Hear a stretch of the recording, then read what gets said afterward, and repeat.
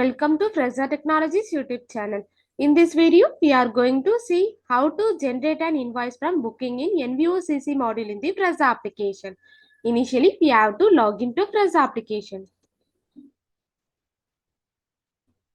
After your successful login, this is how your dashboard looks. Now, go to the NVOCC module.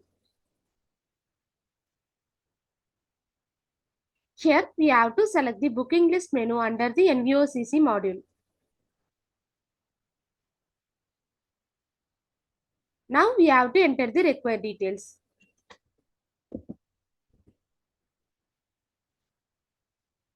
Then we have to click on the submit button. On this all booking status list page, we have to select the generate invoice button.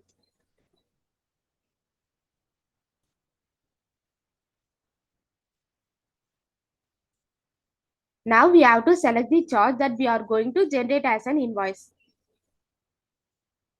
Then we have to click on the save button.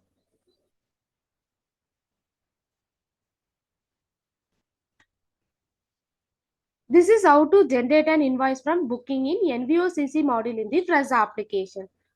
Thanks for watching.